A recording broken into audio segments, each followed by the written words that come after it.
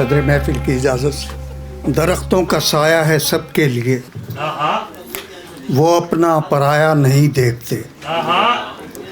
درختوں کا سایہ ہے سب کے لیے، وہ اپنا پرایا نہیں دیکھتے۔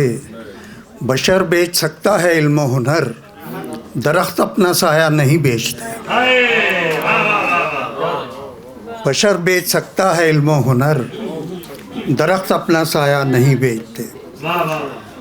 ایک اور قطعہ ہے اور یہ اس مشاعرے کے لیے نہیں ہے،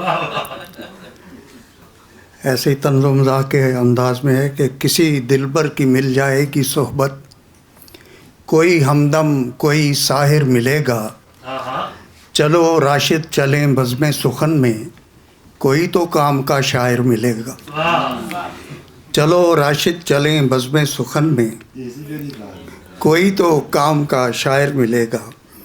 یہ 2-3 قطعات ہیں محاکاتی قطعات کہ میرے شوق مصوری کے لیے اس نے جب رخ کو بے نقاب کیا، عارض و لب بھی خوب تھے لیکن میں نے آنکھوں کا انتخاب کیا۔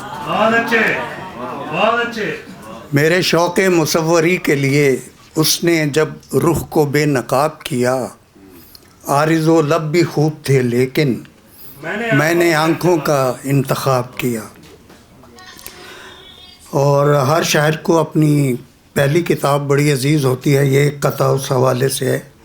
خواب جیسی گلاب جیسی ہے، جھیل کے ماہتاب جیسی ہے، سامنے گھر کی خوبرو لڑکی میری پہلی کتاب جیسی ہے۔ سامنے گھر کی خوبرو لڑکی میری پہلی کتاب جیسی ہے۔ اور آخری قطعہ ہے کہ خدا جانے یہ ہے میرا تخیل کہ تو ہی مجھ سے دکھلا رہی ہے۔ خدا جانے یہ ہے میرا تخیل کہ تو ہی مجھ سے دکھلا رہی ہے، ستاروں کو مسلسل دیکھنے سے تیری تصویر بنتی جا رہی ہے۔ ستاروں کو مسلسل دیکھنے سے تیری تصویر بنتی جا رہی ہے۔ مختصر بہر ہے جی، چھوٹی بہر کی غزل ہے، چند شعر ہیں۔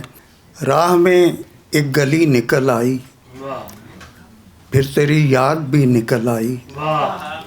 راہ میں ایک گلی نکل آئی، پھر تیری یاد بھی نکل آئی۔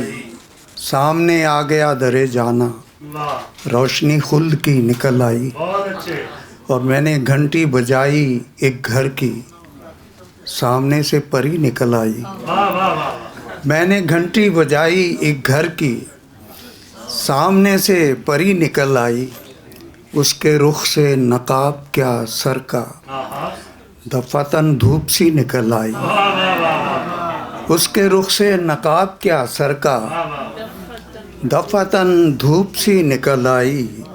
بے خیالی میں ڈائری کھولی، ایک سوکھی کلی نکل آئی۔ اور یاد آئیں شرارتیں اس کی، رو رہے تھے ہنسی نکل آئی۔